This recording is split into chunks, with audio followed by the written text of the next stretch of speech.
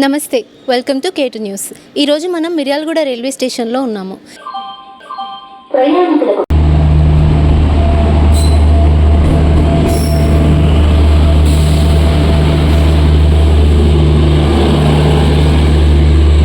మనతో మాట్లాడడానికి ఇక్కడ పర్వత నాగేశ్వరరావు గారు, రైల్వే కూలీ ఉన్నారు.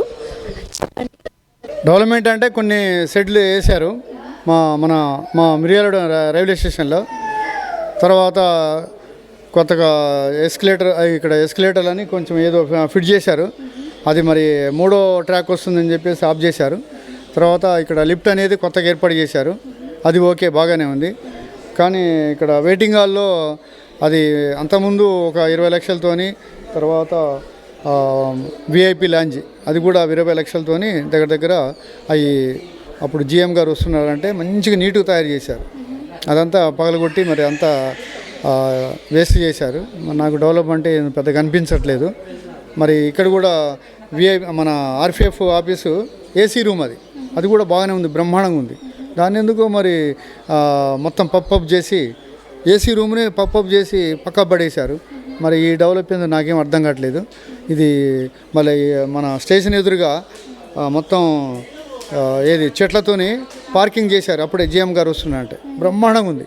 అదంతా మొత్తం ఖరాబ్ చేసేసి దాన్ని కూడా కాంపౌండ్ ఇంకేం రిపేర్ ఏం చేయలేదు. మరి ఏదో చేస్తున్నాం అని చెప్పేసి 2 ఫౌంటైన్లు పెట్టాలని ఏదో ప్లాన్ చేశారు. అట్లనే ఆగింది అది. మరి ఇంకా 3వ అది ట్రాక్ వస్తుందని చెప్పేసి దాన్ని ఏదో ప్రపోజ్ చేసి కన్స్ట్రక్షన్ డెవలప్ చేస్తున్నాం, 7 కోట్లు కేటాయించారు అని అన్నారులే. కానీ మరి ఎంతవరకు అవుతుందో మీరు చూస్తున్నారుగా. ఇది డెవలప్. ఇంకా మా గురించి చెప్పుకోవాలంటే మేము 2010లో అపాయింట్మెంట్ అయినాము. 2008లో లాలూ ప్రసాద్ యాదవ్ గారు రైల్వే కూలీలందరికీ గ్రూప్ డి పోస్టులు ఇచ్చారు. దానివల్ల రైల్వేలో పనిచేస్తున్నటువంటి మొత్తం ఆల్ ఇండియా రైల్వే కూలీలందరూ కూడా ఒకేసారి ఒకేసారి అందరికీ ఎలిజిబుల్ ఉన్నటువంటి వాళ్ళందరూ కూడా రైల్వే గ్రూప్ డి పోస్టులు ఇచ్చారు. ఇవ్వంగా ఒకేసారి ఇచ్చారు కాబట్టి స్టేషన్లలో రైల్వే కూలీలు లేరు. కాబట్టి మళ్ళీ నోటిఫికేషన్ ఇవ్వాల్సిందని రాష్ట్రపతి గారిని అభ్యర్థిస్తే వాళ్ళు ఏం చేశారు, నోటిఫికేషన్ మరి ఇచ్చేయండి, రైల్వే కూలీలు మళ్ళీ తీసుకోండి అని చెప్పేసి వాళ్ళు రాష్ట్రపతి అభ్యర్థన మేరకు మళ్ళీ నోటిఫికేషన్ వేశారు. మేము అప్లై చేసినాం. మాకు ఏదేదో జాబ్ అని చెప్పేసి మరి వాళ్ళు గ్రూప్ డి ఇచ్చారుగా అప్పుడు లాలూ ప్రసాద్ యాదవ్ గారు. అదేవిధంగా మాకు కూడా గ్రూప్ డి ఇస్తారేమో, ఈ 2-3 సంవత్సరాలు వాడుకొని, ఇక జీతాలు ఇవ్వకపోయినా 2-3 సంవత్సరాలు వాడుకొని తర్వాత మమ్మల్ని రిక్రూట్మెంట్ చేసుకుంటారామని మేము అనుకోని ఆలోచనతో మేము వచ్చాం. మేము ఫిజికల్ టెస్ట్ చేశారు. అప్పుడు చేస్తే మేము రన్నింగ్లో పాస్ అయ్యాము, ఫిజికల్ టెస్ట్ ద్వారా సెలెక్ట్ అయ్యాము. ఈ స్టేషన్లో 5 కెపాసిటీ, ఇది ఎస్సీ ఎస్టీ బీసీ కెపాసిటీ 5 ఉన్నారు. దీంట్లో నేను బీసీ పరంగా వచ్చాను, సెలెక్ట్ అయ్యాము. ఆల్రెడీ మరి జీతాలు లేవు, ఏం లేవు. స్టేషన్లో ఏదో పైన పెరిగలు వస్తున్నాయి, జీతాలు లేకుండా పనిచేస్తున్నాం. 2010లో సెలక్షన్ అయినాం. 2008లో అప్లై చేస్తే 2010లో సెలక్షన్ అయినాం. 2010లో సెలక్షన్ అయిన తర్వాత ఇప్పటి వరకు మాకు గ్రూప్ డి పోస్టు తీసుకోలేదు. మరి మోరీ గారు వస్తే ఏదో చేస్తారని చెప్పేసి మేము అనుకున్నాం, కలలుగన్నాం. ఓహో నేమో రైల్వేలో అసలు బ్రహ్మాండంగా జాబులు ఉంటాయి, బ్రహ్మాండంగా శాలరీలు ఉంటాయి ఇది అని మేము ఊహించాం. కానీ ఎండమావుల్లాగా అనిపిస్తుంది. కానీ మాకు ఏది దూరపు కొండలు నులుపన్నట్టుగా ఉంది పరిస్థితి మాది. అది మరి మోడీ గారికే తెలియాలి. ఇటు జీతాలు లేవు, ఇటు ఈఎస్ఐ లేదు, పిఎఫ్ లేదు. మరి ఏం చేస్తాడు అనేది మరి ఆ బడ్జెట్ ఈ బడ్జెట్లో కేటాయిస్తాడని చెప్పేసి అనుకుంటూ ఇప్పటిదాకా తీసుకొని వచ్చారు. మరి ఇంతవరకు ఏమి కూడా స్పందన లేదు. మరి ఇక ఏం చేస్తారో చూడాలి. ఇక మేము గ్రూప్ డి కోసం వచ్చాం, ఈ కూలీలు చేసుకోవడానికి రాలేదు మేము. వింటున్నావా? అది పరిస్థితి. మాతో పాటు ఇంకా ఆల్ ఇండియా మొత్తం రైల్వే పోర్టర్స్ అంతా ఉన్నారు. గ్రూప్ డి ఇస్తే ఏంటంటే ఇక్కడ ఎస్కలేటర్లు కొన్ని అధునాతనమైన సౌకర్యాలు ఏర్పాటు చేసామని చెప్పేసి అన్ని స్టేషన్లో ఏదో చేస్తుంటే అప్పుడు ఏమైందంటే రైల్వే కూలీలకి ఇక్కడ మనకంటే 2 ట్రాక్లు ఉన్నాయి, ఎక్కువ 1, 2. ఈ ఫస్ట్ ట్రాకు, 2వ ట్రాకు ఈ ప్లాట్ఫామ్లు ఎక్కువ వీటిలోనే వస్తాయి. కాబట్టి మనకి పెద్దగా లగేజీ కూలీ అనేది ఉండదు కూడా. అవసరమైతే నిన్నే మోసం బాబు, మాకు డబ్బులు అన్నట్టుగా ఉంటుంది పరిస్థితి. ఇక్కడ నడవదు అది.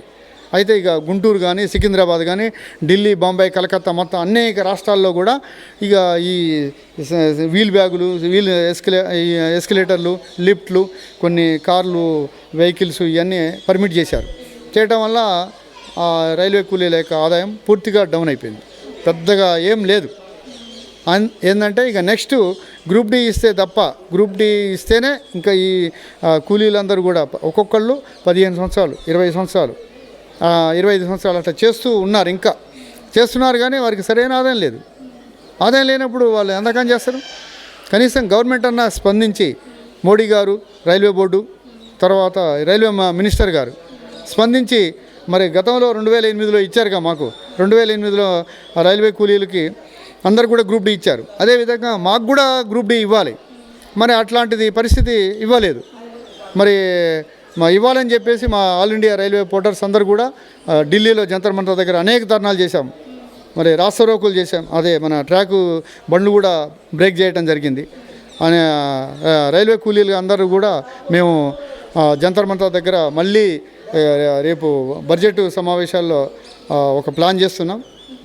మళ్ళీ ఏమన్నా మరి స్పందిస్తారేమో చూడాలని చెప్పేసి మా ఆలోచన చేస్తున్నాం. సర్వీస్ మాది అయిపోయింది. 2010 అంటే 2026 అంటే 16-17 సంవత్సరాలు మేము ఆల్రెడీ దీంట్లో కంటిన్యూ వస్తున్నాం. అరకొర దీంట్లో జీతాలు ఇచ్చేది ఏం లేదు.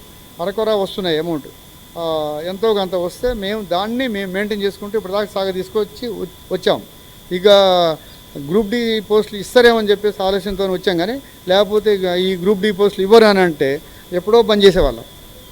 నెక్స్ట్ మా వారసులు కానీ మా పిల్లగాళ్ళు కానీ ఈ రైల్వేలో ఈ జాబు గ్రూప్ డీలు అనేది వద్దని చెప్పేసి మాకే జాబులు లేవురా బాబు, మీరు వచ్చేది ఎందుకు, మీకు కూడా ఇట్లనే ఉంటుంది నరకం, అవసరం లేదు మీకు కూడా అని చెప్పేసి మేము వద్దని చెప్పినాం.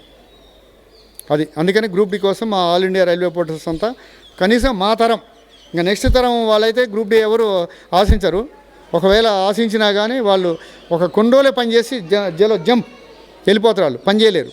ఎందుకంటే అంత హార్డ్ ఉంటుంది దీంట్లో అదేనట్టు. అందుకని మరి మోడీ గారు, రైల్వే బోర్డు, తర్వాత రైల్వే మినిస్టర్ గారు ఎప్పటికైనా స్పందిస్తారేమని మా యొక్క ఆలోచన. ఇక్కడ మనతో మాట్లాడడానికి షాప్ ఓనర్ సైదా గారు ఉన్నారు. సైదా గారు చెప్పండి. నమస్తే అండి, నా పేరు Saida, Miryalawada railway station platform number 1 contract. నేను గతంలో దాదాపు ఒక 10-15 ఇయర్స్ నుంచి ప్లాట్ఫామ్ 1లో ట్రైన్స్ వచ్చాయి. ఈ కొద్ది కాలం నుంచి వర్క్ నడుస్తుందని చెప్పి ప్లాట్ఫామ్ 2కి తీస్తున్నారు. ప్రయాణికులు చాలా ఇబ్బంది పడుతున్నారు. గతంలో మేము ఎస్ఎస్ గారికి అడిగాము, సార్ ఏంటి సార్ 2కి తీసుకున్నారు సార్, ఏంటంటే లేదు సైదా కంట్రోల్ వాళ్ళు మాకు 2కి తీయమని చెప్పారు, అందుకే 2కి తీసుకున్నాము ఏమని చెప్పారు. సరే మేము ఆల్రెడీ టీఏ గారు కూడా ఇన్ఫామ్ చేశాము, సీనియర్ డీసీ కూడా ఇన్ఫర్మేషన్ ఇచ్చాము. సార్ ఇట్లా మేము ప్లాట్ఫామ్ 1కి ట్రైన్స్ రాకుంటే ఇబ్బంది అయింది, మాకు బిజినెస్ కూడా నడవదు, లైసెన్స్ ఫీ దాదాపు ఒక 1 ఇయర్కి దాదాపు 6 lakhs 7 lakhs లైసెన్స్ ఫీ కడుతున్నాం మేము. వసతులు మొత్తం ఒకటే ప్లాట్ఫామ్స్ ఏమి ఉన్నాయన్నమాట. వెయిటింగ్ హాల్ కానీ, బుకింగ్ కౌంటర్ కానీ, టికెట్ కౌంటర్ కానీ, ఆర్పిఎఫ్ ఆఫీస్ కానీ, స్టేషన్ సూపరింటెండెంట్ ఆఫీస్ కానీ, ఏదైనా ట్రైన్ కన్వెంట్లో ఏది జరిగినా కూడా మాస్టర్ అందుబాటులో ఉంటారు. ఒకటో ప్లాట్ఫామ్ అయితే, రెండో ప్లాట్ఫామ్ అయితే ఇబ్బంది అవుతుందన్నమాట. పబ్లిక్ ఎక్కేటప్పుడు కానీ, జారి పడ్డప్పుడు కానీ చూసుకోవడానికి వాళ్ళకు ఇంపాసిబుల్ ఉండదన్నమాట. అదే ఒకటో ప్లాట్ఫామ్ బండి వచ్చిందనుకో, మాస్టర్ గారు చూసుకుంటారు. ట్రైన్ కనుక గార్డుకి, మా డ్రైవర్కి కన్వెంట్కి చెప్పుకుంటారు అనమాట. బండి లోపల వచ్చి కొంచెం ఒక 2 సెకండ్లు స్లో వెళ్తుంది. ప్లాట్ఫామ్ మెయిన్ లైన్ రాగానే ఏంటంటే ఒక 5-3 minutes కన్వెంట్ వాళ్ళ రైల్వే కలిసి వస్తుంది అంటారు, కానీ ప్రయాణికులు సేఫ్టీ చూడట్లేరు. అదేవిధంగా మేము కోరుకునేది ఏంటంటే, గతంలో ఇప్పటి నుంచి కాదు, దాదాపు మా బావ కాంట్రాక్ట్ ఉన్నాం కానీ దాదాపు 40 సంవత్సరాల నుంచి మేము కాంట్రాక్ట్ వర్క్ చేసుకుంటున్నాం. ఈ మధ్యకాలంలో ఈ టెండర్ వచ్చిందని చెప్పి వేరే వాళ్ళు టెండర్ వేసుకుంటున్నారు. అదే విధంగా ఇప్పుడు మాకు మైనస్ ఏంటంటే, ఒకటో ప్లాట్ఫామ్ మీద లేకుంటే లైసెన్స్ కట్టలేము. దాదాపు 6 lakhs 5 lakhs లైసెన్స్ ఫీ కట్టాలని కట్టలేము. అప్పుడు గతంలో ఏంది 1 లక్ష రూపాయలే ఉండేది లైసెన్స్ ఫీ. ఇప్పుడు ఈ టెండర్ అంటే ఎవరైనా వేసుకోవచ్చు, మేమని కాదు ఎవరైనా వేసుకోవచ్చు. అదేవిధంగా మళ్ళీ మేము టెండర్ వేసుకున్నాం, మేము మాకే దక్కుతుంది. కాబట్టి మేము మీడియా ద్వారా తెలుసుకునేది ఏంటంటే, ప్రయాణికులు సేఫ్టీ చూడండి. ప్రయాణికులు ఏంటంటే అందుబాటులో, ఇప్పుడు ట్రైన్ పాస్ట్ ఉందనుకో, ఎమర్జెన్సీగా ఎక్కుతారు వాళ్ళు. ఎక్కేటప్పుడు ఏంటంటే జారి పడతారు, ప్రాణాలు పోతాయి అన్నమాట. అదేవిధంగా మేము కోరుకునేది ఏంటంటే, డిపార్ట్మెంట్ తరపు నుంచి మా తరపు నుంచి కోరుకునేది ఏంటంటే, ప్లాట్ఫామ్ 1కి ట్రైన్ దివ్వండి, ప్రయాణికులు సేఫ్టీ చూడండి. అంతేగాని టైం ఏదో సేవ్ అయ్యిద్ది అనేది భావన అది తప్పది. ప్రాణంతో చెలగాటం ఆడకూడదు. పబ్లిక్ ప్రాణం ఎందుకంటే డబ్బులు పెట్టి టికెట్ పెట్టి డబ్బులు పెట్టి ప్రయాణం చేస్తున్నారు. వాళ్ళు సేఫ్టీగా వాళ్ళ గమ్యం చేయడం బాధ్యత. అదేవిధంగా రైల్వే వాళ్ళు ఏం చేస్తుంటే, మాకు టైం సేవ్ అయ్యిద్ది అంటున్నారు. కానీ టైం సేవ్ కాదు, ముందు ప్రాణం ముఖ్యం మనకు. ఏదైనా రేపు జరిగినప్పుడు గతంలో కూడా దాదాపు నాకు తెలిసిన కాడ నుంచి ఒక 2-3 చనిపోయారు. అదేవిధంగా ట్రైన్ జారి పడడం, ట్రైన్ కింద లోపల పడిపోవడం అదేవిధంగా జరిగిందనమాట. ఇప్పుడు కూడా మేము కోరుకునేది, మీ మీడియా ద్వారా వాళ్ళ కోరుకునేది ఏంటంటే, ట్రైన్ 1కి దివ్వండి, ప్రయాణికులు సేఫ్టీగా. ప్రయాణికులకు సేఫ్గా జర్నీ చేయించండి, అదే కోరుకుంటున్నాం. Miryalaguda railway station platform problems గురించి ఇక్కడ కూలీలు, వ్యాపారులు, షాప్ వెండర్స్ ఈరోజు మాట్లాడారు. వారి ఆవేదనను ఎక్స్ప్రెస్ చేశారు. సంబంధిత అధికారులు దీన్ని వీలైనంత త్వరగా పరిష్కరించాలని వారు ఆశిస్తున్నారు. Signing off కేటు news.